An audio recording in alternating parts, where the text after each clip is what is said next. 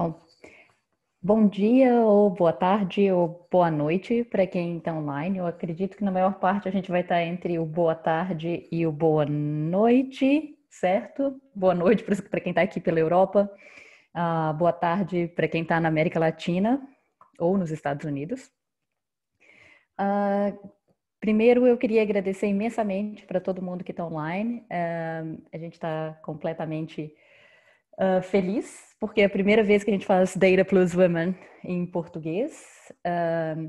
Meu nome é Raquel, a outra organizadora da parte portuguesa, ou da parte em português, melhor dizendo, do Data Plus Women é a Nisa, que vocês vão ver daqui a pouquinho, se vocês ainda não conhecem a Nisa. Antes de começar, para quem já está online, só umas pequenas guidelines que a gente tem. Se vocês quiserem mandar pergunta durante as palestras, isso é possível. Vocês vão ver, se vocês passarem o mouse na tela, vocês vão ver que embaixo vocês têm algumas opções e uma delas é question and answer. Então, vocês podem mandar as perguntas de vocês por lá. Se vocês quiserem fazer comentário, qualquer coisa durante as palestras também, vocês podem usar o chat. Vocês vão ver que no chat vocês podem mandar o chat para todo mundo ou para alguém específico. Então, se vocês quiserem fazer comentários, por favor, mandem para todo mundo, porque assim fica mais fácil para a gente ver e para todo mundo ver. E só para apresentar para vocês que nunca participaram, eu não sei como está a nossa participação hoje, se vocês são novos para o Data Plus Women em geral, ou se vocês já participaram de outros em outras línguas. Mas o Data Plus Women, para quem é novo, ele não existe só em português, por isso que o nome é em inglês. A gente, na verdade, faz parte de uma rede, é uma rede internacional, que com capítulos em vários países. Eu faço parte, por exemplo, do capítulo da Holanda, a Anabelle, que é outra das organizadoras do Data Plus Women Latam, ela faz parte do capítulo da Suíça. E o maior objetivo dessa rede é fazer com que a gente tenha mais espaço para ver, ouvir das mulheres que trabalham na área de visualização de dados. O que a gente normalmente fala quando a gente está começando qualquer um dos nossos encontros é que a nossa ideia é ter mulheres como palestrantes, mas a gente quer que todo mundo participe. Então, homens são bem-vindos, a gente sempre repete isso, porque é uma pergunta que a gente sempre recebe. Os homens perguntam, a gente pode participar? Não só pode como deve. A nossa ideia aqui é que todo mundo participe, é falar sobre visualização de dados, falar sobre como que essa área tem funcionado, como que as pessoas trabalham nessa área, quais são as experiências. Várias das pessoas aqui, elas são usuárias de Tableau, então elas vão falar um pouquinho como que elas usam Tableau.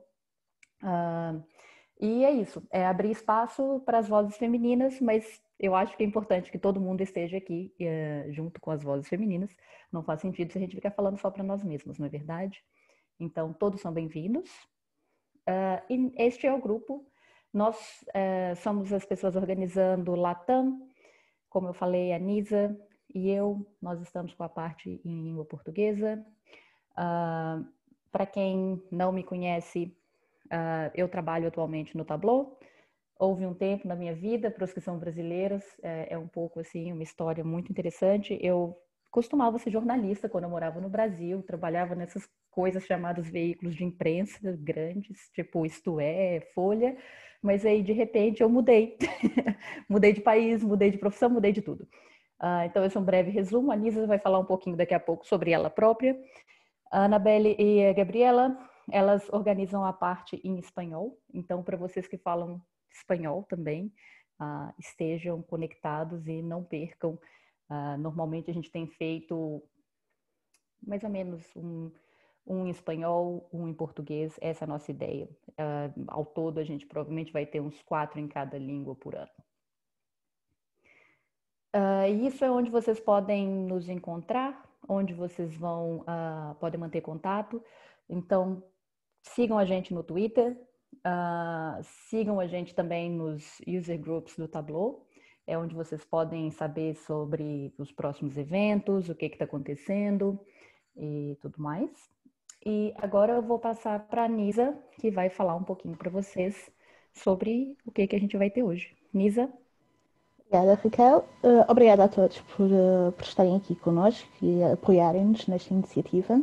Como a Raquel disse, eu sou a Nisa.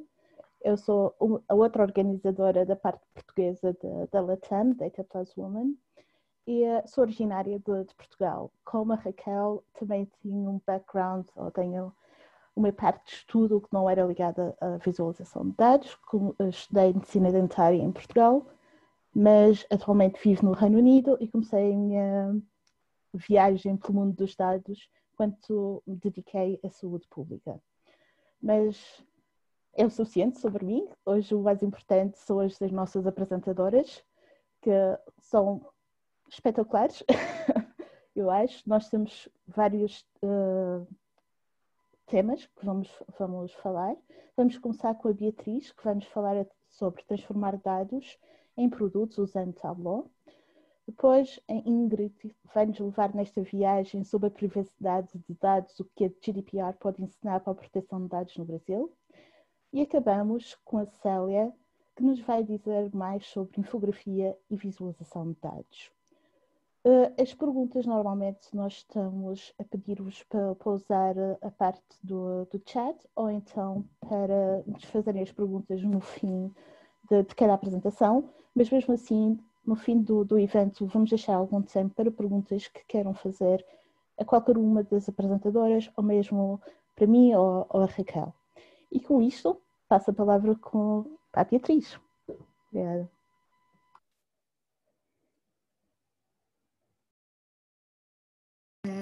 Olá, boa tarde. Desculpem, só um minuto.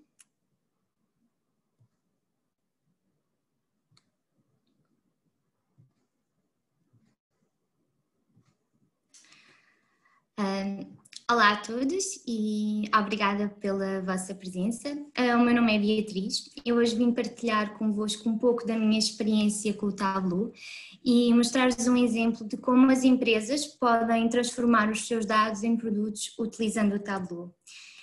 Portanto, esta será a minha agenda. Eu vou falar um bocadinho sobre mim, sobre a Expand IT, a minha unidade. Depois apresentarei o caso de estudo. E por último eu queria dar-vos a conhecer uma extensão que é o Tableau Write-Back e que permite realizar análises mais completas. Tal como a Rachel e a Nisa, eu não iniciei a minha carreira profissional na área de Analytics, iniciei em gestão e após alguns anos de experiência na área financeira, optei por investir numa pós-graduação em sistemas de informação empresariais e foi esta pós-graduação que abriu, portanto, a porta para um mundo no qual eu rapidamente percebi que tinha muito interesse e queria seguir. Posto isto, eu investi o meu tempo em obter mais formação na área dos dados e também de Analytics e, eventualmente, portanto, isto acabou por me conduzir à Expand IT, onde hoje eu sou Business Intelligence Developer. Acerca da Expand IT, é uma empresa que nasceu no final de 2003. Desde então a sua visão tem sido sempre inspirar as pessoas e as organizações a alcançarem resultados de excelência. É uma empresa que aposta na especialização tecnológica como eixo diferenciador de negócio e por isso mesmo tem um portfólio que inclui serviços e produtos, portanto, em Big Data, Business Intelligence and Analytics, em Data Science, Middleware, Digital Experience.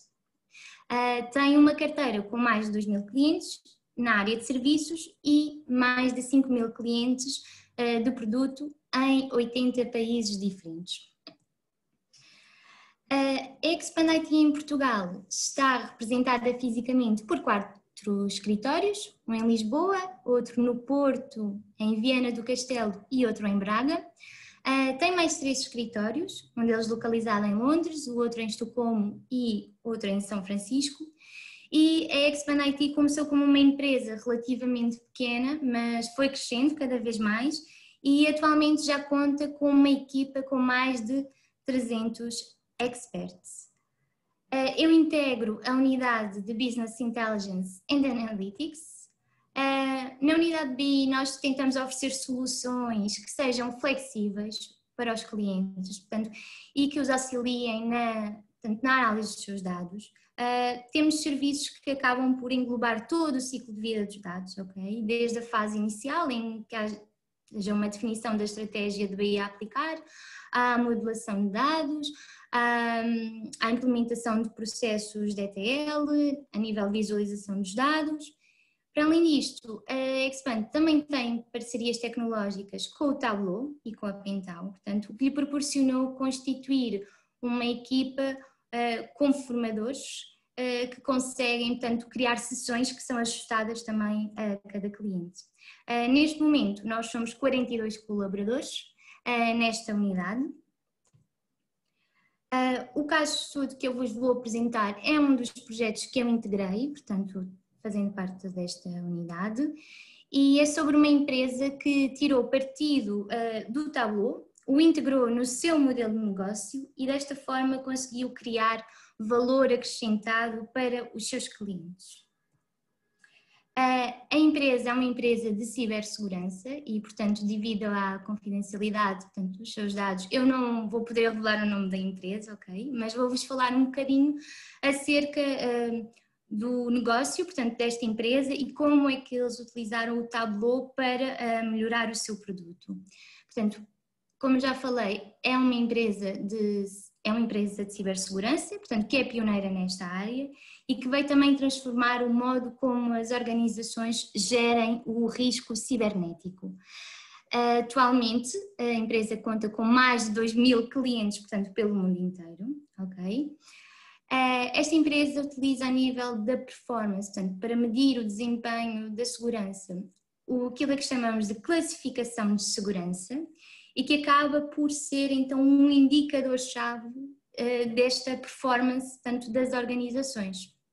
Esta classificação de segurança, portanto, é uma métrica que é dinâmica, tipicamente é um número e que deriva de informações que são objetivas, são informações verificáveis e criadas por organizações independentes.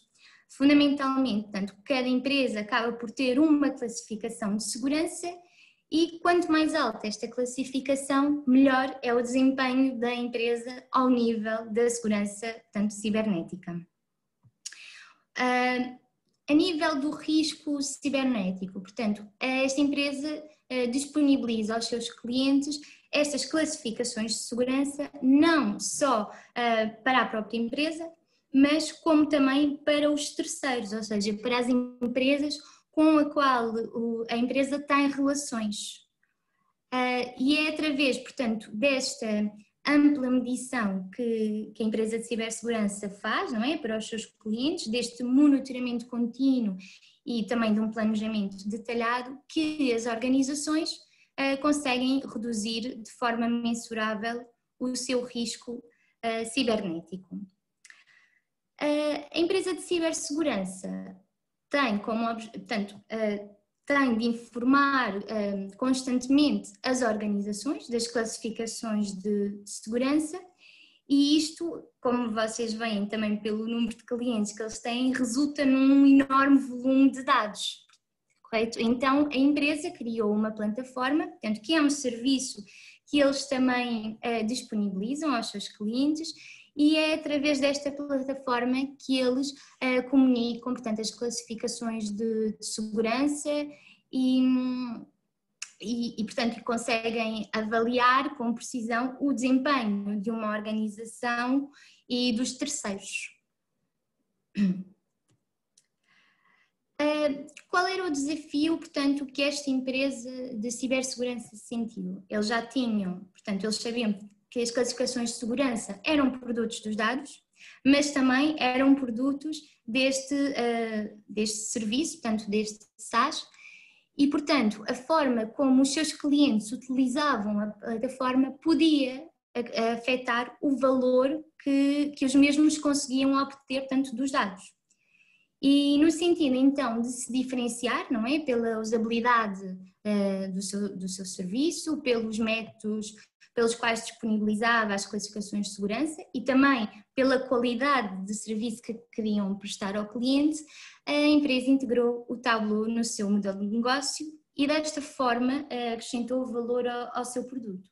Portanto, no portal a empresa já oferecia alguns serviços, como a atribuição das classificações de segurança às organizações, alguns reportes feitos por outras ferramentas, benchmarking, alertas de eventos, existia também uma comunicação semanal, mensal ou trimestral para com as organizações e com a integração do Tableau eles conseguiram complementar o serviço deles. Optaram por uma ferramenta que era conhecida no mercado, em vez de desenvolverem uma tecnologia própria, e assim eles passaram a disponibilizar então na sua plataforma uma área específica onde tinham então dashboards mais completos e reportes também customizados, portanto, feitos em Tableau. Por que razão eles escolheram o Tableau? Um dos motivos foi a rapidez, portanto, na entrega de valor ao cliente. O Tableau é uma ferramenta relativamente fácil para criar reports e dashboards e o facto de também ter esta funcionalidade de inserir visualizações em aplicativos web, portanto, pesou na opção da empresa. E assim, integrando o Tableau no seu produto, a empresa conseguiu garantir cada vez mais reportes em menos tempo aos seus clientes e também reportes ad hoc, como já referi. E por outro lado também o Tableau é uma ferramenta que é intuitiva, é flexível, é fácil de usar, portanto, como eu já disse, é conhecida, muitos clientes portanto, já tinham um conhecimento do Tableau e assim foi possível que os clientes usassem de uma forma mais eficaz portanto, esta plataforma e os reportes que eles disponibilizavam e eliminar portanto, toda a complexidade que às vezes uma interface visual pode proporcionar.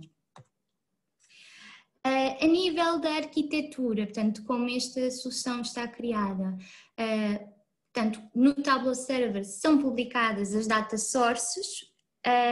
Estas data sources são publicadas normalmente pela equipa de IT e depois eu, como analista de dados, no Tableau Desktop vou desenvolver então os dashboards e os reports, portanto fazer esta exploração dos dados e quando finalizados eu partilho com a equipa através do Tableau Server e depois, portanto, estes reports e dashboards são publicados na plataforma, numa área de reportes e permitem então que os seus clientes, portanto, interajam com os dashboards via browser e eles, assim, de uma forma também mais autónoma, conseguem, portanto, analisar a sua performance ao nível da segurança.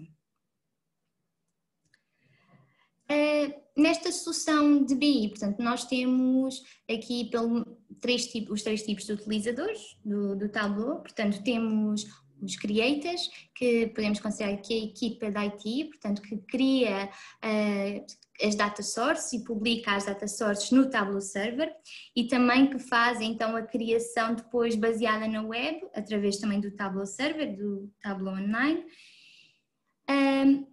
Temos então também a equipa temos os Explorers, portanto que acaba por ser a equipa da Expand IT, portanto que são quem vai fazer a exploração dos dados e criar então as novas visualizações e os dashboards conforme também os requerimentos portanto, da empresa de cibersegurança e conforme se é um report específico para algum cliente em que ele quer ver alguma informação específica.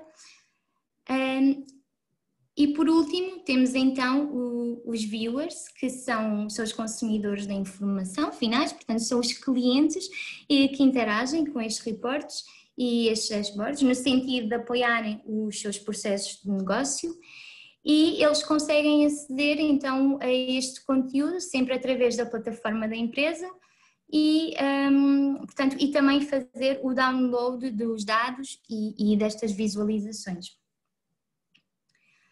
A nível dos benefícios que a empresa conseguiu obter, portanto, por integrar o Tableau no seu produto, foi sem dúvida, portanto, o acesso fácil e rápido à informação, isto tanto a nível interno como também externo, portanto, por parte dos seus clientes. Depois, claramente, houve uma melhoria da oferta, em que eles passaram a apoiar os clientes, portanto, com um efetivo suporte para a tomada de decisão. A criação de valor acrescentado para os clientes e, claramente, portanto, a retenção de mais clientes. E também, portanto, aumentaram a capacidade de análise e de exploração da informação. E, portanto, também houve uma priorização das tarefas de segurança cibernética e desta forma, portanto, eles conseguem alocar os recursos de uma forma mais eficaz. Eu agora vou apresentar-vos um dos workbooks que criei para a empresa. Só um minuto. Okay.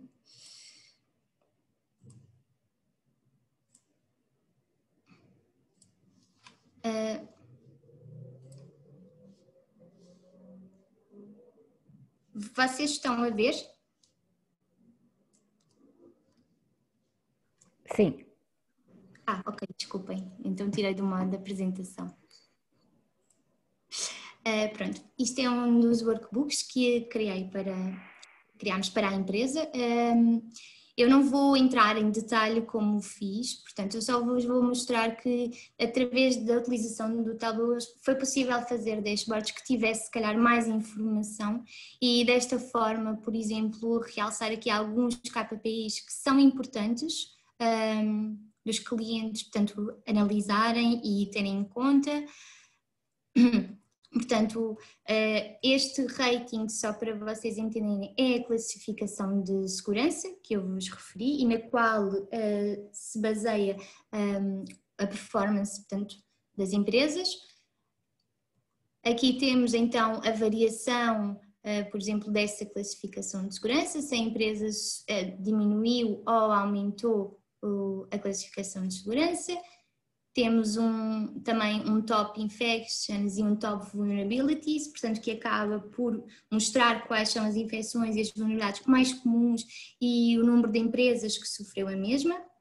Aqui temos também um KPI que indica então o número de security incidents a que as empresas, portanto, deste cliente foram expostas, portanto, se calhar é importante ressalvar que estas empresas que vocês têm aqui fazem parte do portfólio de um cliente, portanto estes são os seus terceiros e, portanto, e como eu referi, esta empresa não analisa só as classificações de segurança a nível da organização, mas também dos seus terceiros. E permitiu também, o facto de utilizar o Tableau, haver a navegação, portanto, entre a informação. Por exemplo, se eu selecionar aqui, quiser ver então quem foram estas 7 empresas que tiveram security incidents, eu vou diretamente para outra tab, em que tenho aqui algumas empresas, portanto, tenho mais informação acerca dos security incidents. E se por acaso eu aqui quiser ver todas as empresas que tiveram descidas no rating, e aqui estamos só a ver a nível de 6 meses, consigo navegar através daqui e ter, portanto, alguns KPIs com o número de empresas que tiveram um movimento positivo ou sem movimento, e aqui ter a listagem, portanto, de todas elas, e ainda fazer esta análise, portanto, a nível temporal. Neste caso a opção foi por este nível temporal, 6 meses, 3 meses ou 1 mês, mas então ver a variação da classificação de segurança, portanto, ao longo dos meses.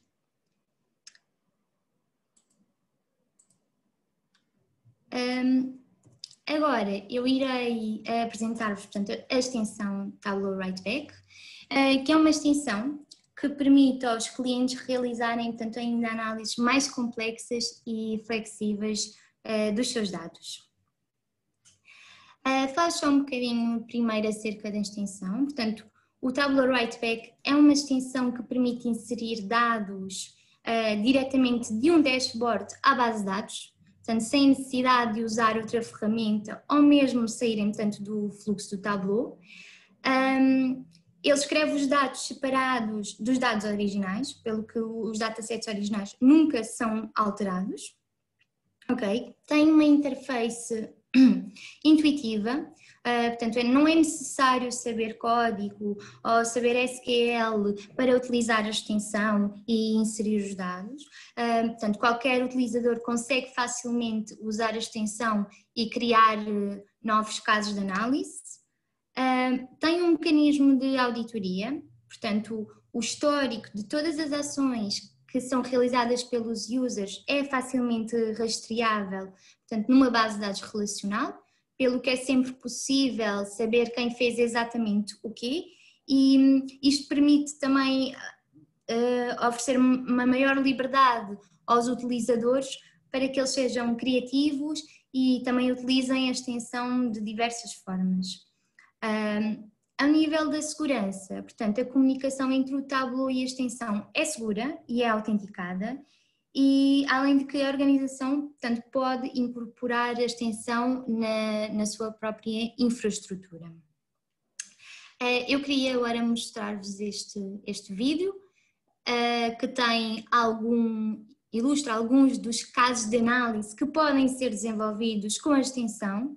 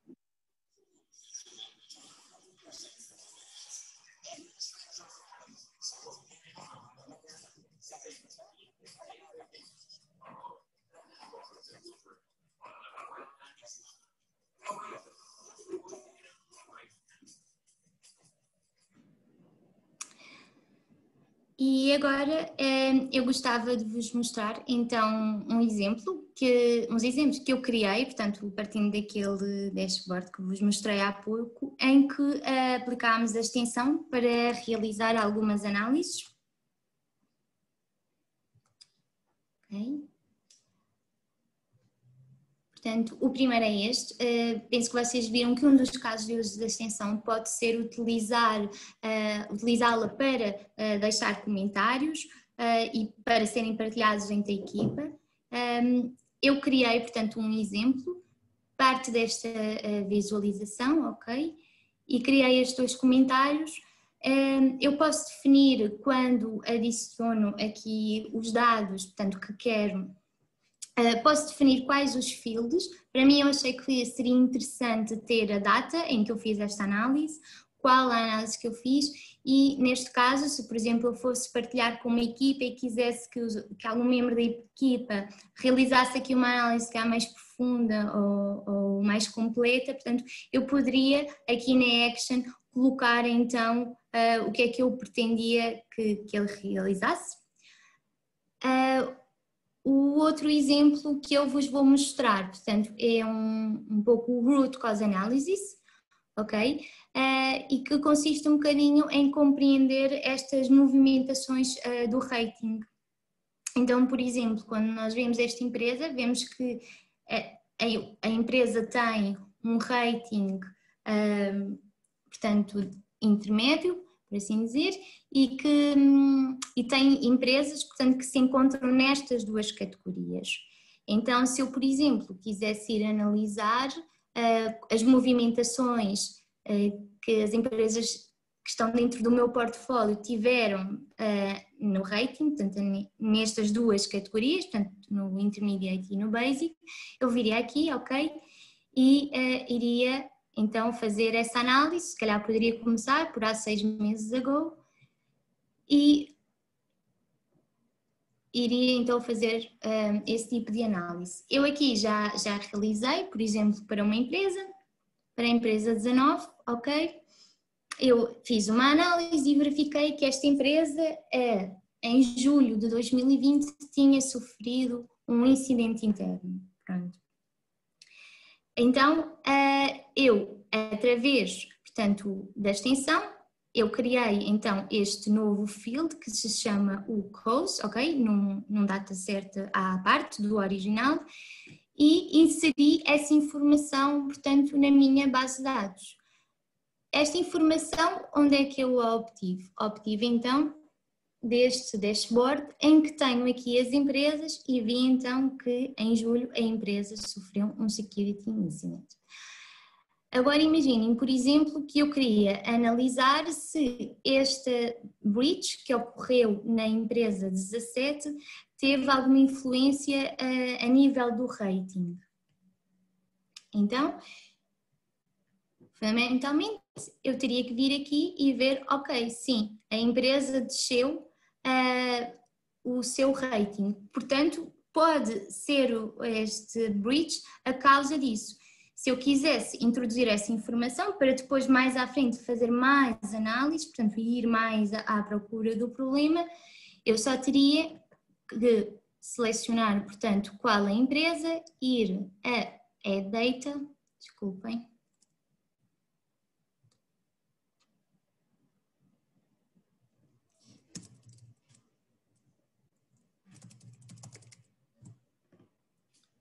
Okay. Portanto, ir a Add Data e eu já tenho então aqui qual é a company que eu vou inserir esta informação e escreveria então que em agosto a empresa sofreu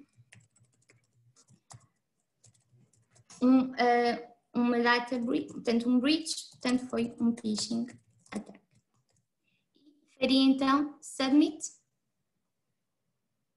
ok? E automaticamente então o meu comentário iria aparecer aqui no field cause. Quero-vos só mostrar também, desculpa.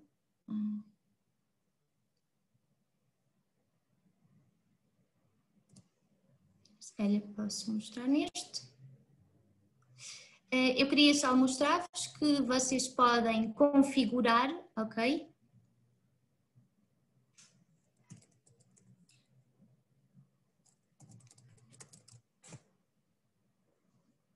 Portanto, quais os dados que querem portanto, quais os novos fields que querem ter neste dataset.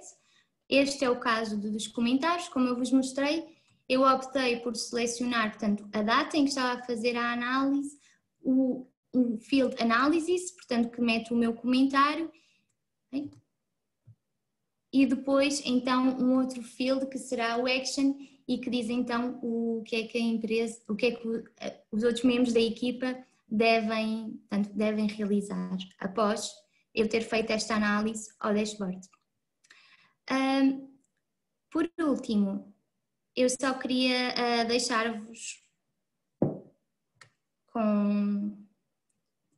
com esta ideia, portanto eu presumo que já tenham visto esta imagem várias vezes, eu pelo menos vi muitas vezes enquanto estava a estudar, E eu queria deixar esta ideia de que, à medida, portanto, que as organizações adotam uma abordagem, tanto mais orientada ao nível dos dados, para definirem a sua estratégia e também para apoiarem o seu processo de tomada de decisão, que a capacidade para armazenar, para gerir e para extrair, portanto, o valor dos dados é mais importante, portanto, do que nunca. Não sei se têm algumas questões.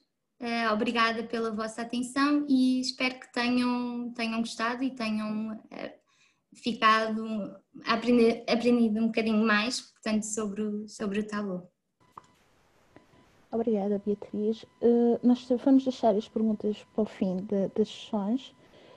A única coisa que gostaria de perguntar, porque o teu vídeo, pelo menos para mim, o áudio não se estava a conseguir ouvir muito bem, se vais partilhar o link com... Sim. Eu posso partilhar, peço desculpa, eu estava a ouvir completamente bem, posso partilhar o link do vídeo para verem também e ficarem, pronto, a conhecer um bocadinho melhor a extensão. Muito obrigada, Beatriz. E agora vamos passar para a nossa segunda convidada, Ingrid Pino, da Dentsu. Ingrid, eu diria, o chão é todo teu, mas o palco é todo teu. Isto é uma mistura de inglês com português, mas... Obrigada, Nisa. Oi, pessoal, tudo bom? Meu nome é Ingrid. Estou muito contente de estar aqui participando desse Data Plus Women. Obrigada, Raquel, pelo convite. Obrigada, Nisa e os outros participantes aqui. E também, principalmente, o pessoal que está assistindo, né? Vou compartilhar aqui minha tela agora e eu vou falar hoje um pouquinho para vocês sobre privacidade de dados. Já está dando para ver a tela? Maravilha, obrigada pela confirmação. Bom, então, vou falar sobre privacidade de dados e principalmente o que dá para aprender com o GDPR, ou GDPR, como vocês preferirem pronunciar, que é a legislação europeia de privacidade de dados, para aplicar isso em outras legislações de privacidade de dados, né? O que a gente consegue aprender com os casos que já andaram rolando. E por que eu estou falando disso para vocês hoje? Eu, na verdade, trabalho principalmente como especialista em visualização de dados, então também sou ali da mesma área da Beatriz, até um pouquinho da Célia, também trabalho muito com Tableau, uso Tableau há anos e ainda assim, ainda tem coisa para aprender no Tableau. Não sabia, por exemplo, dessa extensão que achei super legal que a Beatriz falou hoje, e com certeza vou pesquisar aqui saindo desse call e vou lá pesquisar e dar uma olhada como é que ela funciona melhor. Eu comecei a trabalhar com dados quando ainda estava no Brasil, na DP6, no mesmo ano em que eu passei na OAB. Então, eu tinha esses dois caminhos aí profissionais para cruzar. E quando eu me mudei de São Paulo para Amsterdã, para trabalhar na Dentsu, que é onde eu estou hoje, que é uma empresa de comunicação e mídia, é um dos maiores grupos de comunicação e mídia do mundo, foi na mesma época que estava saindo a legislação de dados europeia aqui, em maio de 2018, com o GDPR. Então, deu muita sorte que, assim, eu entendia um pouco de dados, eu tinha o background também jurídico para poder ajudar o pessoal de dados a traduzir o que eles precisavam para os advogados e vice-versa, para a empresa conseguir se preparar melhor para enfrentar aí esse novo cenário com o GDPR. E em 2020 também teve uma outra coincidência aí feliz, que foi eu fazer uma certificação de proteção de dados, que é da Associação Internacional de Profissionais de Privacidade, mais ou menos na mesma época em que estava saindo ali em agosto de 2020 a LGPD, que é a Legislação Brasileira de Proteção de Dados. Então, por conta dessas coincidências felizes todas, hoje eu estou aqui para falar não tanto sobre visualização de dados, mas mais sobre privacidade de dados, para trazer essas duas visões que eu tenho para vocês. E o que eu quero mostrar hoje são 3 coisas. Primeiro, falar sobre uma perspectiva tríplice para proteção de dados, que eu vou explicar o que é e é algo que todas as empresas deveriam levar em consideração e deveriam aplicar, independente do país, independente se está em Portugal, no Brasil, em outros países da União Europeia, onde se aplica o GDPR. Depois eu vou falar sobre os primeiros casos de violações do GDPR e o que a gente consegue aprender com eles, tanto para as empresas que estão ali sobre a vigência do GDPR e que precisam revisar o que estão fazendo para não caírem nesses casos também, quanto o pessoal que está no Brasil agora enfrentando a vigência da LGPD. Porque a gente precisa aprender com os erros dos outros para pelo menos não cometer os mesmos, certo? E aí, em terceiro, eu vou fazer algumas recomendações para a proteção de dados no Brasil. Então, baseado nesses aprendizados, o que a gente pode aplicar agora? O GDPR, então, como eu falei, é esse regulamento geral sobre proteção de dados, que é vigente desde maio de 2008 na União Europeia, e isso significa que ele, de forma geral, se aplica na União Europeia, para qualquer empresa que processa dados baseada na União Europeia, ou também para qualquer empresa que oferece bens e serviços para pessoas que residem na União Europeia. E aí esse é o truque, né? Porque empresas que monitoram dados pessoais de tais pessoas também estão sujeitas ao GDPR. Desculpa ficar mudando de GDPR e GDPR, eu vou usar essa mesma nomenclatura aí para os dois, porque fica pulando aí do português para o inglês. E a LGPD é a Lei Geral de Proteção de Dados, então, que é a Lei Brasileira de Proteção de Dados, que entrou em vigência agora em agosto de 2020. Teve um imbróglio aí, porque ela foi adiada, teve muita discussão se ia ser adiada, se não ia ser adiada, ainda está tendo discussão sobre exatamente quando as sanções passam a ser válidas, mas a partir de agora já as empresas deveriam se preocupar. Na verdade, já deveriam estar se preocupando desde antes, se preparando para isso daqui. Mas se não se prepararam ainda, ou se ainda não tem certeza se conseguiram se preparar, esse é um bom momento para começar. Dado pessoal, então, que a gente fala, é o que está sendo protegido pelas legislações de proteção de dados. Isso é qualquer informação relacionada a uma pessoa natural, identificada ou identificável. Já está meio complicado. Vamos ver. Então, qualquer informação, qualquer dado que se relacione a uma pessoa, como eu e como vocês. Então, informação de pessoa jurídica não se aplica. Portanto, para quem é do Brasil, o CPF vai ser protegido, CNPJ não entra nessa categoria. Identificada ou identificável, o que isso significa? Pode ser o meu nome, mas se os meus dados ali forem identificados com um pseudônimo, eles são identificáveis ainda assim, porque um pseudônimo é uma chave ali que permite, de alguma forma, se eu tiver essa chave que identifique que aqueles dados pertencem a mim. No caso dos dados anônimos, eles não são considerados dados pessoais, porque aí eu não tenho essa chave para fazer a transformação dos dados e identificar a pessoa. A perspectiva tríplice que eu falo da proteção de dados, ela também se aplica para qualquer legislação de dados, seja a LGPD brasileira, seja o GDPR europeu, ou qualquer legislação de proteção de dados de outros países, de outras regiões do mundo. Então, nessa proteção de dados, quando a gente está olhando para a proteção de dados pessoais, a gente precisa primeiro olhar de uma perspectiva jurídica, porque tem leis que vão proteger os dados pessoais. Então, precisa sempre ter um advogado envolvido, seja o advogado da empresa ou seja um consultor externo. A gente precisa ter uma perspectiva técnica, por quê?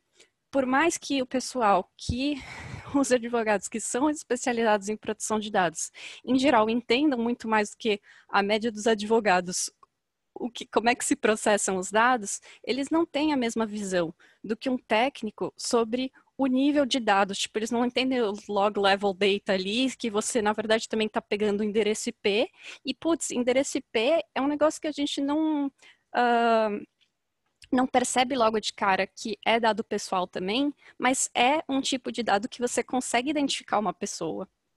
Então, não é tão óbvio quanto nome e endereço. Meu nome e meu endereço são os mais óbvios, que são dados pessoais. E a gente tem todas essas categorias de dados pessoais, então, minha etnia, minha orientação de gênero, todas essas coisas são, desculpa, falei orientação de gênero, minha orientação sexual, meu gênero, essas coisas são dados pessoais e são um pouco mais óbvias como dados pessoais do que o endereço IP, por exemplo. Então, você precisa também ter uma perspectiva técnica de quem realmente está ali no dia a dia fazendo processamento desses dados.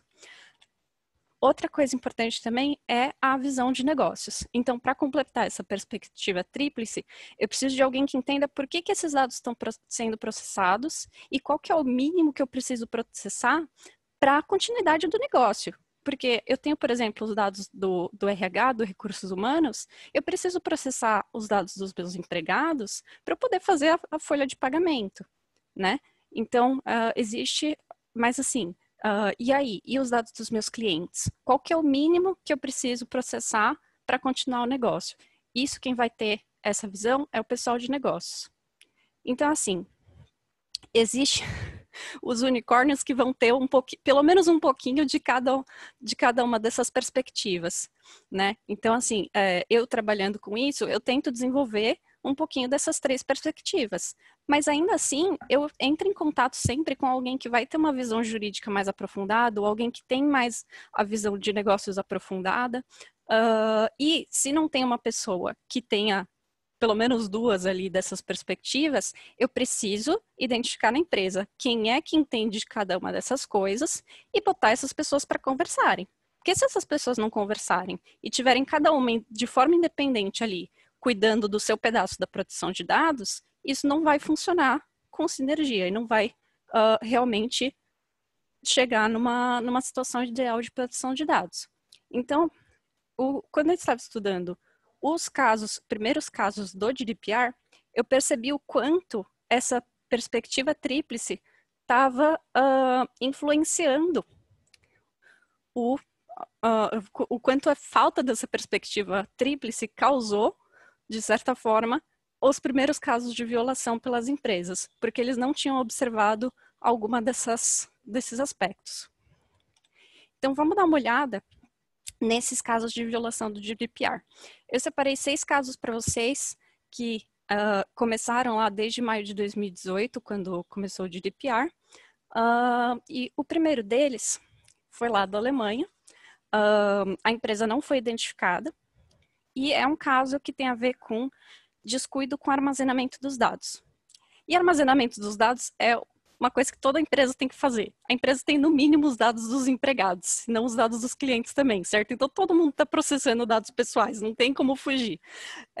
E essa empresa, ela estava armazenando as senhas dos clientes delas em arquivo de texto. E não era uma prática considerada segura, certo? Então, esse descuido com o armazenamento dos dados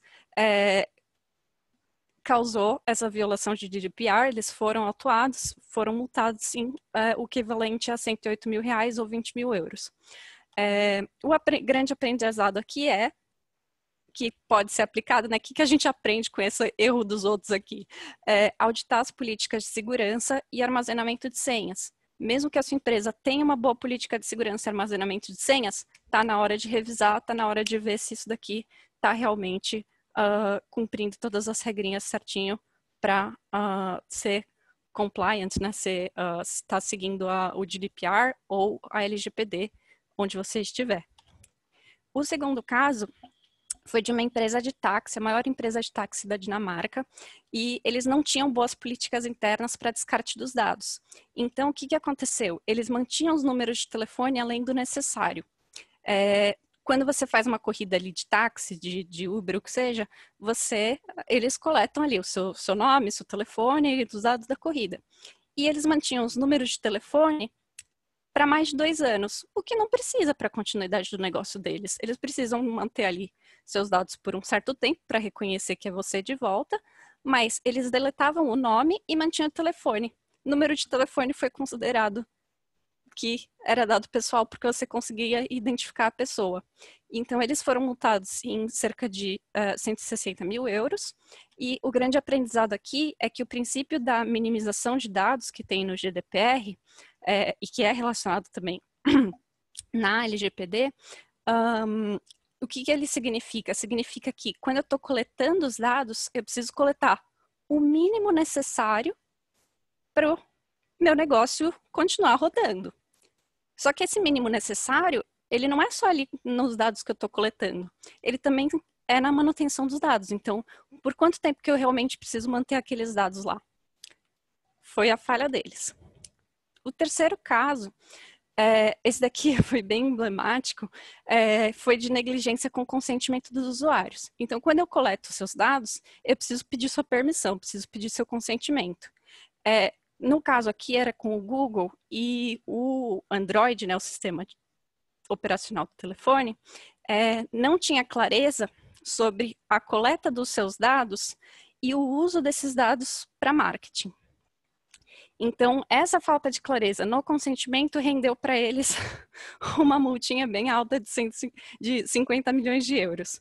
E o grande aprendizado aqui, que acho que é para todas as empresas, não tem como escapar disso, quando vai coletar, o consentimento tem que ser bem claro, tem que ser específico,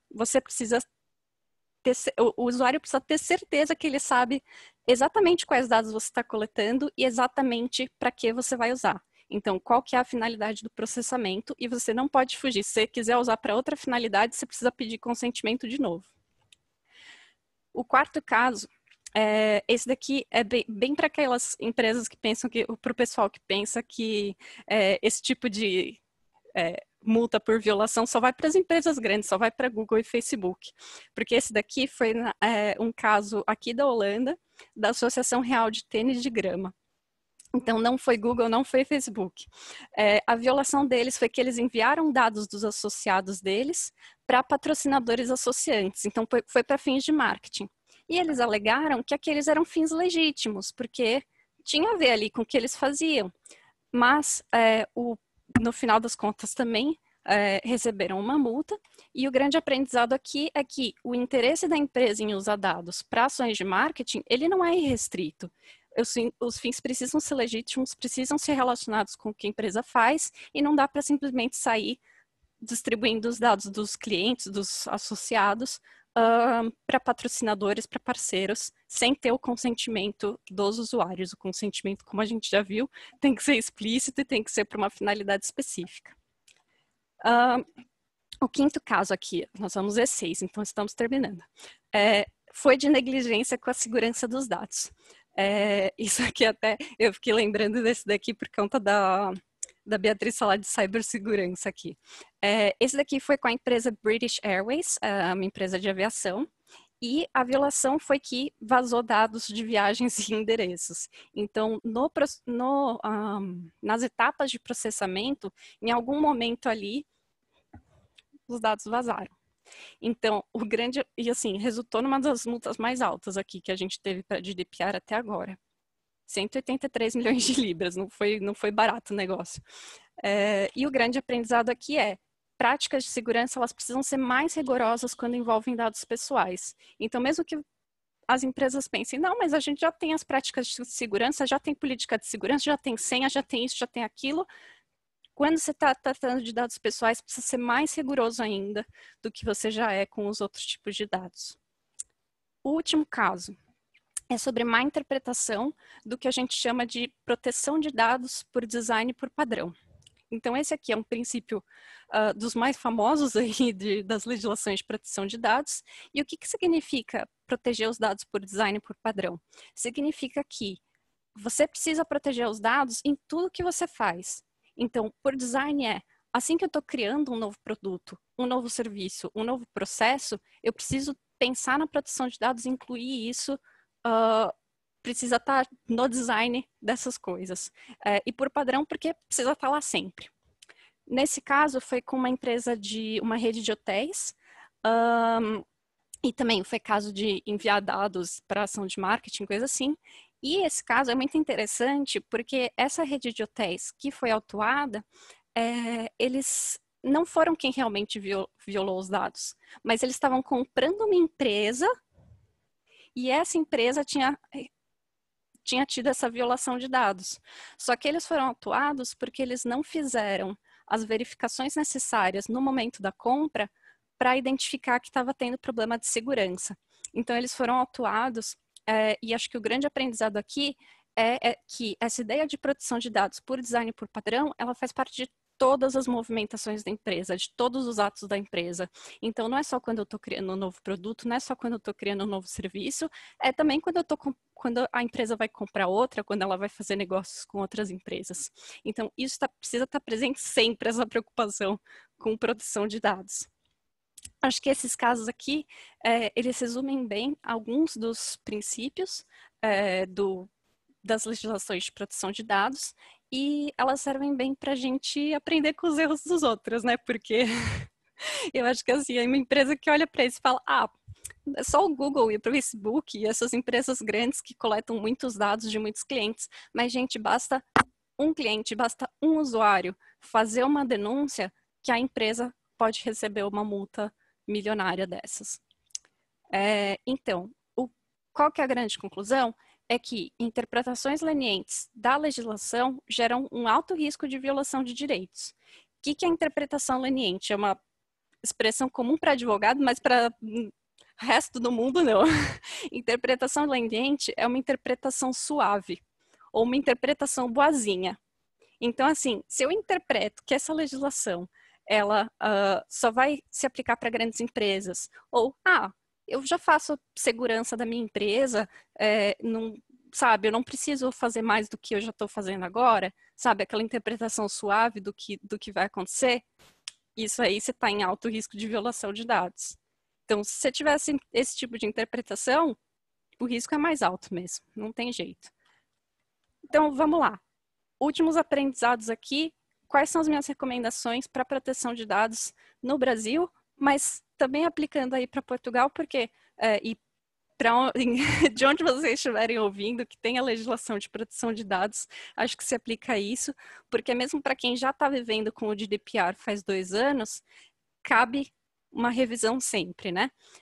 Então, busca aplicar essa perspectiva tríplice, identificar quem que é responsável aí pela perspectiva jurídica, técnica e de negócios da empresa, garantir que essas pessoas estejam conversando entre si, adotar as máximas garantias possíveis para a processão dos seus dados, e não só aquele mínimo ali que que a empresa precisa só fazer o mínimo necessário e pronto, e revisar periodicamente as medidas de proteção para garantir que elas estejam adequadas.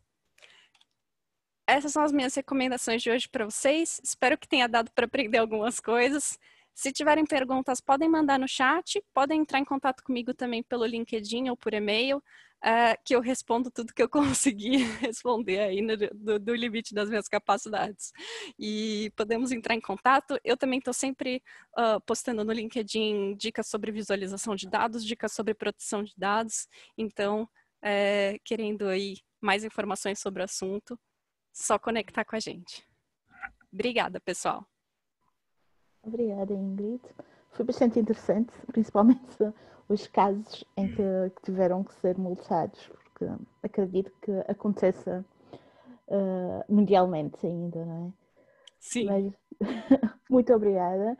E vamos deixar as perguntas para o fim do evento. E agora vou introduzir a nossa próxima palestrante, que é a Célia Rodrigues, a parte do Jornal Público. Vou passar então o palco para a Célia. Bem-vinda, Célia.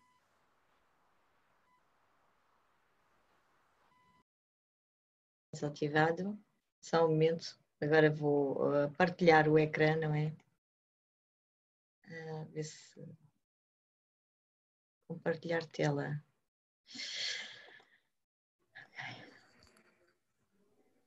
Está a funcionar? Sim.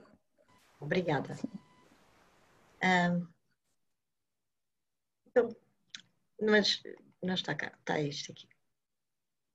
Pronto, eu estou aqui para ver se consigo contribuir alguma coisa com a minha área profissional, que é a infografia. E eu acho que a infografia e a visualização de dados não são exatamente iguais. E então venho falar um pouco sobre o que é cada uma e a diferença entre elas. Começo por me apresentar um bocadinho a quem sou e o que faço, e então como pode ser a minha contribuição para aqui, para os profissionais que trabalham com visualização de dados. Eu sou a Célia Rodrigues, tenho 55 anos e já trabalho em infografia desde 1990. portanto, no Jornal O Público em Portugal. Fui infografista durante muitos anos, nos últimos anos estou a fazer a coordenação da equipa e, portanto, tenho pronto, alguma experiência deste trabalho, pelo menos tenho muito que contar.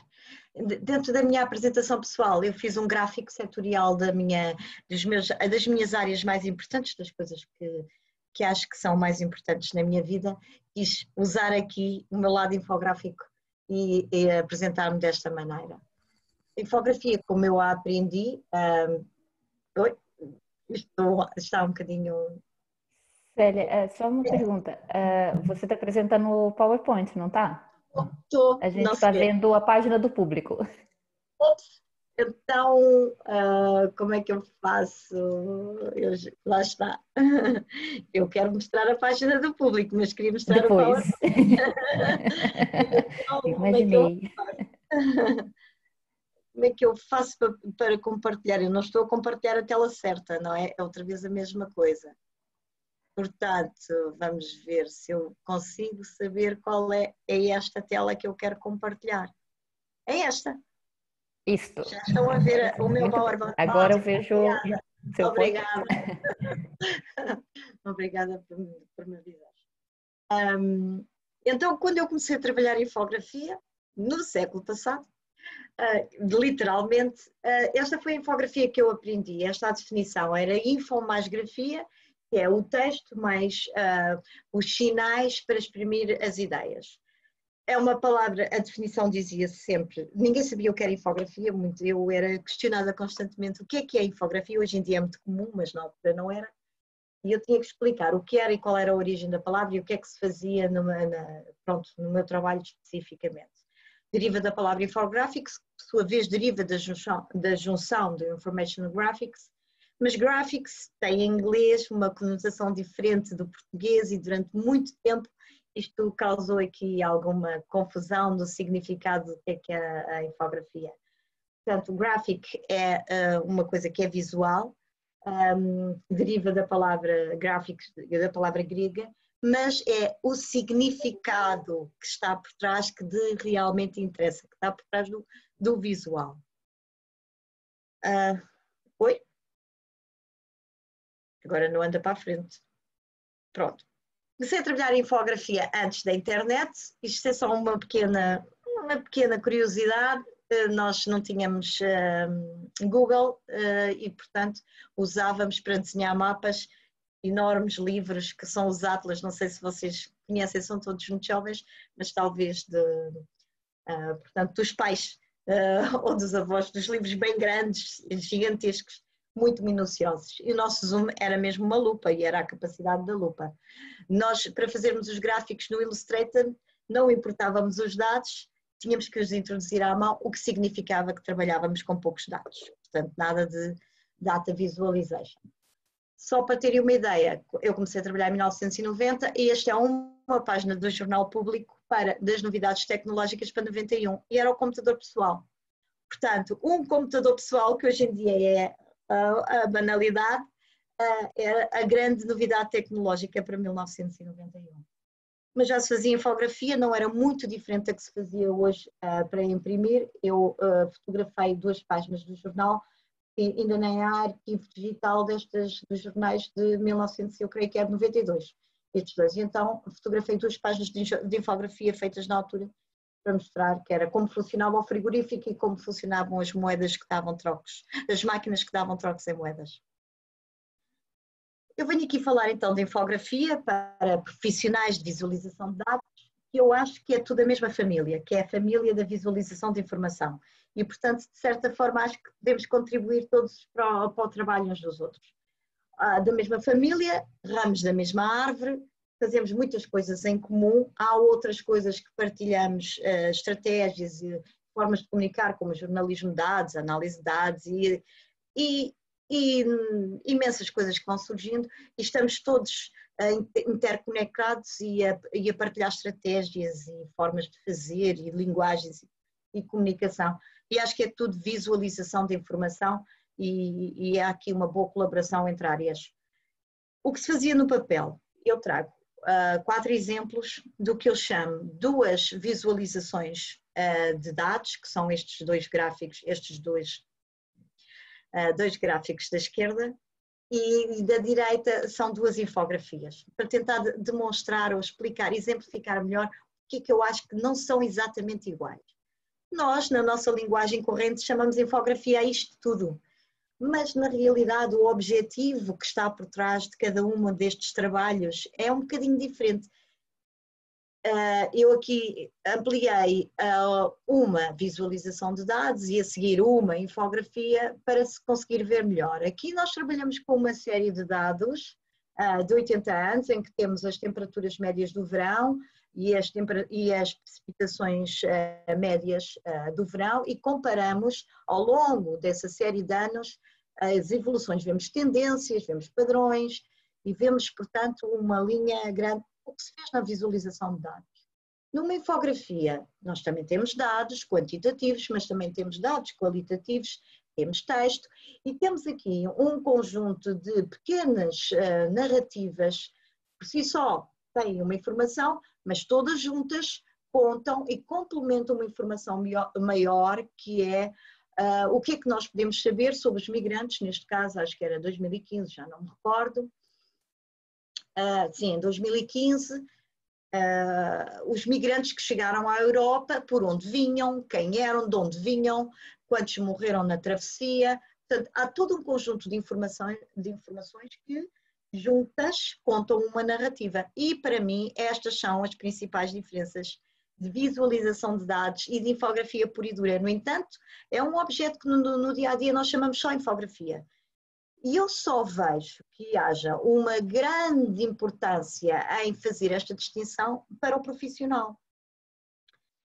Nem é para quem vê, é para a pessoa que faz o trabalho. Porque quando nos pedem um trabalho, e eu penso que nas empresas passa isso também, as pessoas que nos pedem o trabalho estão muitas vezes, têm muitas vezes uma ideia mental abstrata na cabeça sobre como querem ver aquela informação. E os dados nem sempre se adequam. Os dados têm uma maneira de ser visualizados e têm uma forma de ser. O profissional tem que saber como é que vai tratar esses dados da melhor maneira, o seu objetivo. Só por isso é que eu achei que era muito importante falar desta distinção, porque eu vejo, nós temos esta angústia, e acredito que os outros profissionais também tenham, a angústia de querer mostrar um trabalho muito bonito, visualmente muito apelativo, mas depois não tem o conteúdo informativo e de insights que de facto deve ter o objetivo principal da visualização. Isso é uma grande angústia, somos confrontados com isso diariamente e portanto eu achei que era importante, que podia ser um contributo para outros profissionais. Eu trouxe este exemplo, mas se calhar posso... É um exemplo que eu fiz há uns anos sobre uma visualização de dados no papel, em que eu fui ao critério até para trás, recolhi mesmo os dados da Amnistia Internacional, das violações dos direitos. Tive a dificuldade que os dados eram quase todos qualitativos, não eram quantificáveis. Eu tive que criar aqui uma codificação de cor. Cor escura era muitos casos, cor clara poucos casos, e ao mesmo tempo só assinalar o caso quando os direitos eram violados, se eram muitos, se eram poucos.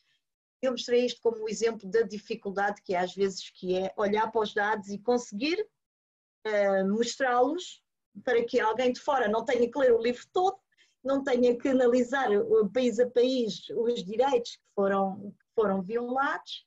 E pronto, foi um exemplo de como às vezes é extremamente difícil quem trabalha nos dados pensar na forma visual de transmitir a informação que lá está. Há um conjunto de regras do design que são extremamente úteis nesta área. Eu gostava de trazer aqui, de lembrar, que eu acho que isto pode contribuir para os profissionais, que são os Gestalt Principles. Eu pus em inglês porque eu receio não saber traduzir isto para português. Também aprendi inglês e depois receio não saber traduzir estes termos. Então pus os termos aqui em inglês. E há imensa informação sobre estes princípios na net. Eu acho que os profissionais desta área devem ter sempre conhecimentos sobre estes princípios do design. Ajuda imenso quando se está a pensar na visualização e na forma como se arruma os dados e como se apresenta, porque os princípios de Gestalt, em português, é um estudo sobre a forma como a cognição visual, o nosso cérebro faz a percepção visual dos objetos e, portanto, e das formas e das cores e do brilho. É muito importante para quem trabalha nesta área, na minha opinião, ter boas noções, firmes noções destes princípios e como aplicá-los para as suas visualizações, para o trabalho que faz no seu dia-a-dia. Eu acrescentei aqui 2 orientações, que foi o alignment e o labels. E porquê? Porque no meu dia-a-dia dou por ser muito necessário, por nos perguntarem muitas vezes e perceber que estas são orientações muito precisas. Eu aqui marquei a linhas a vermelho, só para mostrar como o alinhamento, em termos de arrumação e de composição do espaço e dos elementos, pode ser importante. As linhas a vermelho aqui foram desenhadas de propósito para perceber que há uma harmonia, uma disposição mais ou menos simétrica, mais ou menos... não é um acaso as coisas estarem arrumadas da forma como estão. Ajuda à leitura, traz os olhos na direção certa, tudo isso ajuda à compreensão da informação. E eu então coloquei aqui estas linhas só para realçar a importância do alinhamento. Tenho um exemplo, espero que isto abra, que eu vou buscar, que é um exemplo de como a legenda é outro dos fatores muito importantes numa visualização. Este é um exemplo interativo que eu tinha mais para a frente para mostrar. Não é uma visualização pura e dura daquela que nós fazemos no nosso dia-a-dia, é uma coisa misturada no arte, já a fugir para a arte, porque as visualizações há de muitas espécies, mas eu vou mostrar. Esta é uma visualização muito interessante, muito bonita, até esteticamente provoca-nos uma sensação de bem-estar e de gostamos de ler. Mas se não lermos esta parte introdutória de como se compreende a visualização, aposto que qualquer pessoa vai ver e não compreende nada. Portanto, o mito de que uma imagem vale mais que 1000 palavras é um mito e nós temos que ter... o profissional que trabalha nesta área tem que ter essa noção presente quando está a fazer o seu trabalho. E este é mais um exemplo. Portanto, voltando à família e à parentalidade entre visualização de dados e infografia, eles têm, na minha opinião, como principal semelhança que querem transmitir um conhecimento, uma informação, através do visual, através de elementos visuais, e portanto, para mim esta é a principal semelhança. Mas eu arrisco aqui uma definição por palavras minhas de uma coisa e de outra, e eu acho que assentam naquilo que, por palavras minhas, é a prática do dia-a-dia, das grandes diferenças entre estas duas coisas, visualização de dados e infografia. A infografia, e naquela em que eu trabalho, que é no jornalismo, como há pouco mostrei exemplos, trabalha com dados qualitativos, quantitativos, com texto, com muitos tipos de informação. Na visualização de dados, são mais dados quantitativos, mesmo que possam ser categóricos e ordinais e outro tipo de dados, mas são mais dados quantitativos. Eu, na infografia, acho que tenho uma narrativa, uma sequência, uma história que quero transmitir. Eu, na visualização de dados, acho que a importância é a interface gráfica que permite que o usuário ou o leitor explore os dados. A interface tem que ser muito bem feita para que possa ser os dados... Para além daquilo que eu acho que é importante que se veja logo, os dados ainda assim permitem ser explorados. o usuário pode ver aquilo que quer ver e ver tudo o que está na base de dados.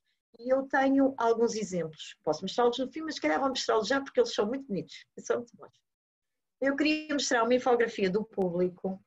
Nós fizemos o ano passado é uma infografia pura que eu escolhi para mostrar o que é uma infografia, sobre os 50 anos do homem na Lua. E nós queríamos fazer o nosso objetivo.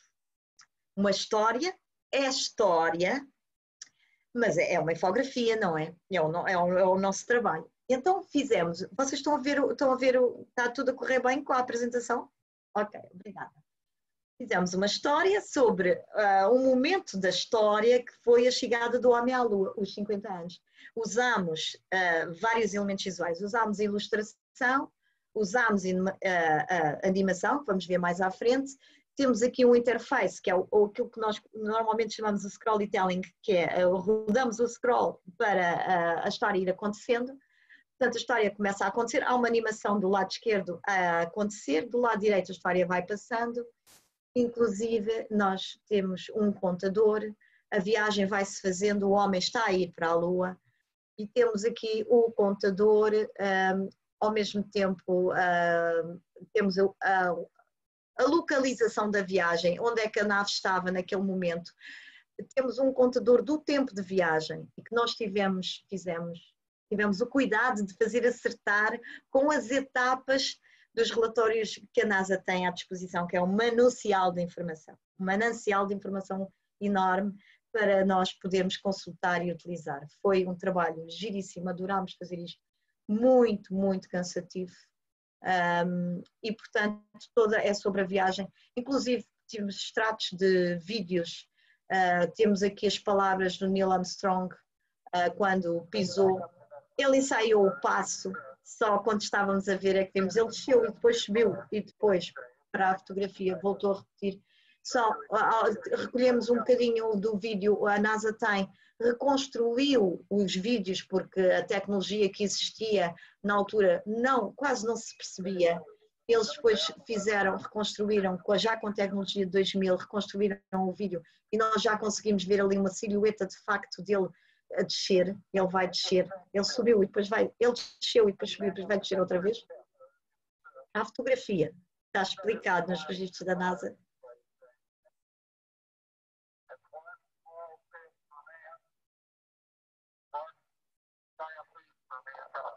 E depois quisemos também usar um bocadinho do som porque achámos que isto era muito, muito. Portanto, esta infografia, eu vou mostrá-la um bocadinho mais porque eu gosto muito dela.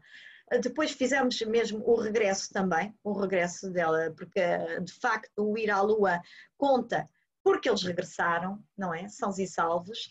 Fizemos a animação, a história até ao fim. Chegámos ao fim desta infografia e tínhamos imenso material recolhido e resolvemos pô-lo no fim como uma infografia tradicional com os elementos mais explicados sobre a viagem do homem à Lua, que foi um histórico para toda a humanidade. Vamos voltar atrás, portanto isto é o que eu chamo um exemplo do que é uma infografia pura e agora gostava de mostrar-vos um exemplo do que é uma visualização de dados pura, neste momento a mais conhecida do mundo inteiro. Acho eu.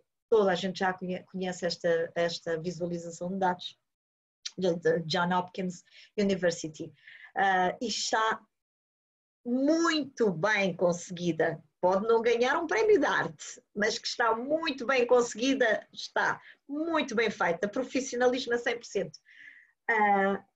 Tem tudo o que é preciso. Tem todos os dados por todos os países, todos os dados que eles conseguem recolher estão acessíveis a quem vê, podem ser pesquisáveis, posso escolher e ver outras coisas, posso fazer zoom no mapa, posso ver em particular Portugal, posso ver as mortes, os recuperados, 100% bem feito, não tenho nada a dizer. É uma visualização de dados 100% bem feita, é um bom trabalho, um trabalho muito profissional. Mais uma vez, eu só falo nesta distinção por causa da angústia do profissional em fazer a obra de arte. Não é isso que se pretende quando estamos a trabalhar com o real e com os dados reais. É só por isso que eu estou aqui um bocadinho a puxar por essa coisa. Há muitos exemplos, eu tenho muitos exemplos para mostrar. Eu não sei se já estou a passar a hora. Faz-me sinal, Rachel, por favor, se achares que estou a passar da hora, porque eu tenho muitos exemplos para mostrar. Queria mostrar uma situação em que está muito bem feita, que é jornalismo de dados e também, se eu conseguir clicar, é jornalismo de dados e ao mesmo tempo é visualização de dados, com uma base de dados. Está muito, muito bem feito este trabalho. É muito interessante. É sobre um furacão que aconteceu, sobre o furacão Maria, que aconteceu, eu vou-vos dizer, não sei onde é que aconteceu. É mesmo feio da minha parte estar a dizer isto, mas o Profissão fez isto tão bem feito em Porto Rico. Pronto. E nós estamos a ver e podemos estar tão bem feito que o interface permite, se eu conseguir que isto ande, que eu explore a base de dados ou veja a história. O interface permite que o usuário faz a sua escolha. Quer ver a história, a infografia, ou quer explorar a base de dados. Quer explorar a base de dados, tem uma base de dados muito eficaz, muito eficiente, com todos os dados aqui disponíveis para serem visualizados e serem usados como são precisos. Quer ler a história, ver a infografia. Temos que voltar atrás e temos que voltar aqui. E é um pequeno passo. Quer ver a história. E ela conta a história e vai contando a infografia e não tem o mesmo detalhe que tem a base de dados, tem só a síntese que o infografista faz do principal que quer mostrar, que não pode todo, que os dados não podem passar despercebidos no conjunto de dados que ele tem. E aqui está. E este para mim é também um trabalho muito bem feito, porque cumpre 100% os objetivos a que se propõe. Eu queria mostrar um pequeno, o Shapes of Dreams, da Frederica Fraga Payne, que há pouco mostrei, é um exemplo de como isto é uma visualização de dados, mas é um bocadinho artística. Não podemos comparar com o trabalho que fazemos no nosso dia-a-dia. Acho que não seria justo, porque estes dados são escolhidos para fazer esta visualização e vice-versa. Portanto, a coisa é feita, digamos assim, é a cereja em cima do bolo, é o bolo, a receita e a cereja, está toda pensada uma coisa para a outra. Mas no nosso dia-a-dia, os nossos dados muitas vezes não se prestam às ideias que vão surgindo e nós temos que ser eficientes e eficazes na sua apresentação. Eu tinha muitos exemplos para mostrar, mas eu queria mostrar ainda que esta é uma profissão muito exigente hoje em dia. Quer quem faz a visualização de dados nas empresas, quer quem faz nos jornais. É muito exigente, ao nível dos saberes, ao nível da responsabilidade, ao nível de estarmos sempre a ter que saber de que novo se faz, que novas ferramentas existem, a quantidade de dados que existe.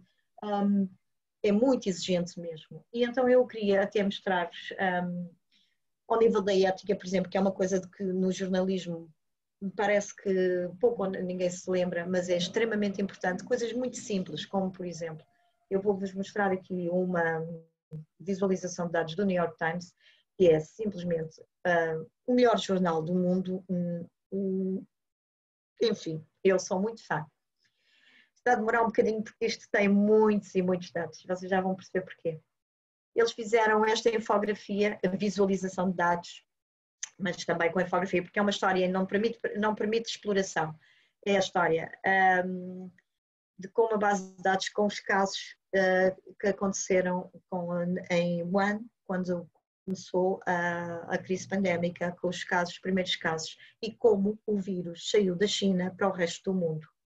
Quando eles fizeram esta infografia, que está muito, muito bem feita e que nos permite perceber como é que de uma cidade a China ficou toda contaminada e como da China todo o mundo ficou contaminado, esta infografia está tão bem feita e permite-nos mesmo perceber como é que estes fluxos aconteceram e como é que um infectado pode infectar tantas pessoas. Neste caso foi como é que chegou aos Estados Unidos e eles terminam o New York Times. Eu vou acelerar depois tudo isto, pode ser visto com calma. eles terminam com um mapa dos Estados Unidos da América, isto é de março de 2020, e já havia imensos casos e os Estados Unidos da América já estavam a debater-se com imensos casos de Covid no país. E este trabalho foi feito para mostrar como as medidas, as restrições às viagens não estavam a ser eficazes, especialmente nos Estados Unidos.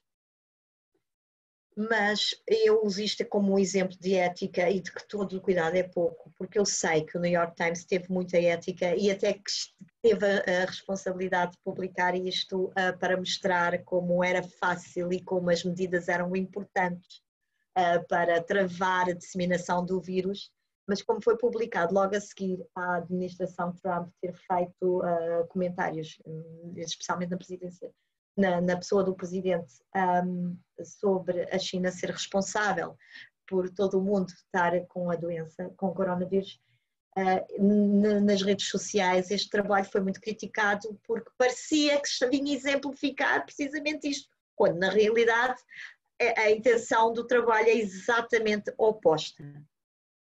Eu tinha aqui outro exemplo para mostrar, e vou mostrar sobre a ética e como um pequeno pormenor que é corretíssimo pode, nos dias que correm, ser um problema para o profissional desta área.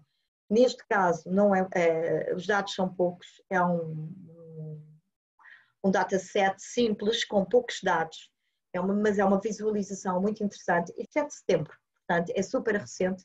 E o New York Times fez este trabalho para exemplificar, a propósito das grandes tensões raciais que o país está a passar, e a mostrar que não é uma sociedade igualitária, que há de facto grandes diferenças entre etnias, raças, o que queiram chamar, não tem nenhuma conotação em relação a esta palavra. E eles fazem este trabalho, mas em vez de usar gráficos simples de barras, eles optaram por usar mesmo as fotografias das pessoas e pintá-las com a cor, usaram o amarelo e vão aqui falando na distinção que vão fazendo. É muito simples, é uma infografia muito simples. E porquê que esta infografia gerou polémica nas redes, especialmente em Portugal e em Espanha? Porque eles fazem a distinção, alguns há um português, e acho que também há espanhóis, eu não sei onde estão, eles fazem essa distinção, e os portugueses e os espanhóis constam como não brancos, no white, non-white, são não brancos. Eles têm na nota metodológica que esta classificação não é deles, é a classificação que os próprios inscrevem sobre si próprios, sobre a sua origem. E esta origem, na sua nota metodológica, a instituição, vou descer isto tudo, a instituição dos Estados Unidos, que é responsável pela estatística, eles mesmos têm este critério. Os portugueses e os espanhóis têm uma classificação diferente. É um critério estatístico que existe na entidade que processa os dados. O jornalista limitou-se a fazer isto. Os jornalistas, porque isto é um trabalho de equipa, limitaram-se simplesmente a aplicar. Não fizeram nada de errado, fizeram tudo correto. No entanto, este trabalho suscita nas redes sociais algumas interpretações de que há aqui uma intenção que não é a intenção do jornalista. Portanto, para mim isto é um exemplo de como há um grau de exigência e de atenção, de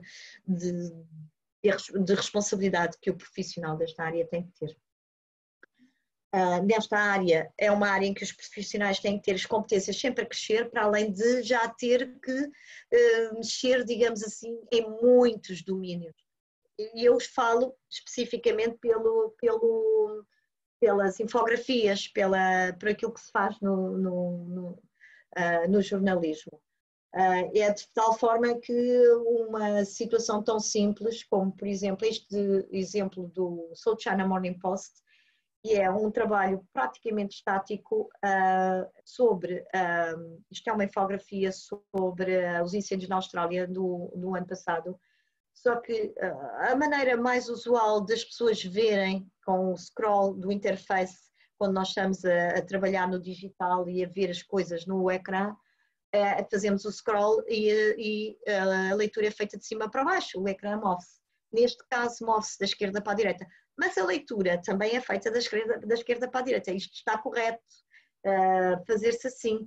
E além disso, quem fez isto já estava a pensar no swipe das redes do Instagram, de stories, e que muitas vezes é o novo hábito de se fazer assim. E o mobile já é hoje em dia uma das principais fontes de informação das pessoas, é no smartphone. Portanto, o profissional, a pessoa que está a trabalhar nisto tem que saber um bocadinho de tudo, inclusive tem que estar a acompanhar estas tendências todas, saber que está a fazer um trabalho para estas coisas e para ser visto desta maneira e para levar todos estes pequenos pormenores em conta. Mas é giríssimo. Atenção, isto não é uma crítica, isto é um trabalho muito, muito interessante. Até a tal ponto de nós termos que estar sempre a crescer e a ver o que se faz e o que vai vir por aí, porque vai vir por aí. Nós temos aqui no público, nós seguimos muito o New York Times, e eu gostava de mostrar, para quem é do Brasil, conhecem este trabalho que é fantástico, do Globo, que é da Simone Biles, que há bocadinho não estava a correr, eu espero que a minha net permite mostrar sobre os movimentos dela. Isto é o que está para vir, ainda se faz pouco, mas vai-se fazer muito. Nós podemos ver isto, vamos ver se isto está a funcionar. Não está a funcionar, lamento. Clicamos neste botão e podemos rodar esta imagem e vê-la a 360 graus, só para se ver até onde a tecnologia já está a ir na visualização e nas infografias. Posso mostrar o outro exemplo do New York Times, que normalmente corre melhor, não bloqueia, que é da realidade aumentada. Eles fizeram este trabalho em abril por causa da distância, do distanciamento social e da importância do distanciamento social na transmissão do coronavírus. E então eles fazem com 3D e com realidade aumentada, eles mostram aqui, e porquê que a realidade aumentada é no fim? Eles mostram aqui com o 3D como é que o distanciamento social é importante para a disseminação do coronavírus, e a máscara e o uso da máscara. Portanto, tudo isto é informação e como é que é o uso da máscara bloqueia, mesmo que haja perdas, será sempre por cima e por baixo, é muito. Eles chegam ao ponto sofisticado de, no fim da infografia, as pessoas com o smartphone poderem, com um QR Code, importar para o seu smartphone uma pequena app e ver com a sua câmara o distanciamento social, a questão dos outros. Portanto, como é que a tecnologia já entra por aqui dentro e o que é necessário saber, que é impossível nós chegarmos lá, mas vamos sempre a correr atrás. Portanto, é uma profissão muito exigente hoje em dia e eu tenho muitos exemplos para mostrar. Agora, no fim, se alguém quiser ver mais alguns, eu agradeço imenso a vossa atenção. Peço desculpa por os bugs. E pronto, estou disponível para perguntas e para outras coisas ou outros exemplos que queiram que eu possa mostrar. Tenho aqui alguns mais, se quiserem, e alguma coisa que eu possa falar. Muito obrigada. Obrigada, Célia. Nós vamos partilhar as apresentações, portanto, todos aqueles links que a Célia partilhou, nós vamos partilhar convosco. Aí teremos mais tempo para podermos analisar todas aquelas infografias que são muito bonitas. Raquel, tens algumas perguntas para as nossas apresentadoras? Sim, bom, vamos ver se a gente consegue fazer pelo menos uma para cada uma rapidinho, antes da gente terminar. E obrigada para todo mundo que continua com a gente. Então, uma pergunta para cada. Beatriz, no seu caso, você falou do uso da Write Back. Eu fiquei um pouco curiosa em relação à questão de onde surgiu a demanda, porque eu acho que principalmente para quem usa Tableau, isso é uma coisa que um monte de gente pede. Eu posso comentar alguma coisa e mandar de volta para a base de dados. Então, eu queria saber de onde partiu, se foram vocês que ofereceram ou se foi uma demanda deles mesmos e vocês só sugeriram a tecnologia. Não. O Writeback foi criado pela minha empresa, ok? Pela Expand IT. É uma extensão que foi desenvolvida pela Expand e neste momento, portanto, esta empresa que eu apresentei esse caso de estudo não está a utilizar, portanto, esta extensão, mas temos, portanto, aliás, isto até surgiu, portanto, de um cliente, se calhar pedido de um cliente, que foi a Lint, pronto, e a Expand desenvolveu então esta extensão e neste momento estamos a partilhar, portanto, por exemplo, este caso como eu fiz, com alguns dos nossos clientes sim, a ideia é que eles também possam integrar então a extensão nas suas análises futuras, ok? Muito bem, obrigada. Ingrid, você falou da questão das duas leis. E uma pergunta, comparativamente, você acha que a lei europeia ela é mais rigorosa do que a brasileira ou não? E as pessoas no Brasil precisam levar muito a sério o que vem por aí para não acabar fazendo parte da sua próxima apresentação como empresas multadas? Olha, acho que vai ter uma daqui a uns 2 anos também com os primeiros casos do Brasil, viu? Não tem jeito, não tem como escapar. Quer dizer, tem como escapar se preparando bem, mas a chance de que nenhuma empresa vai ser multada é muito pequena. Mas assim, eu acho engraçado que a impressão é que o GDPR que veio primeiro seria mais rigoroso, né? Mas tem até alguns casos. Elas são muito, muito, muito parecidas em termos de rigor, mas tem até alguns casos, por exemplo, que eu considero a LGPD brasileira mais rigorosa do que o GDPR. Por exemplo, a idade mínima para consentimento, no GDPR, com 16 anos, você já é capaz de consentir para o uso dos seus dados. Tem alguns casos, algumas especificações, o tipo de dado que você pode consentir de forma independente, mas no Brasil essa idade é maior, essa idade, se não me engano, é de 18 anos, que é a maioridade do Brasil. Então, ainda que, né, nos países europeus também a maioridade não seja necessariamente 16 anos, mas o GDPR coloca 16 anos como a base. E, se eu não estou enganada, essa é uma das poucas disposições que os países têm independência para aumentar se eles quiserem. Então, se algum dos países da União Europeia quiser aumentar essa idade mínima para o consentimento, eles podem, com legislação específica do país, também aumentar essa idade que é estipulada no GDPR. Então, acho muito curioso que esse é um dos casos em que, na verdade, a LGPD ela é mais rigorosa. Muito bem, obrigada. E, Célia, você falou um pouco dessa questão da aprendizagem contínua e você começou falando do pré-internet. Você acha que mudou? Porque a internet ela tem puxado mais, ainda mais porque se a gente para pensar um pouco, principalmente na área de visualização de dados, ela começa com a internet, com a possibilidade de interação com tela e tudo mais. Você acha que isso tem gerado mais complexidade dentro da profissão? Completamente, não tem nada a ver.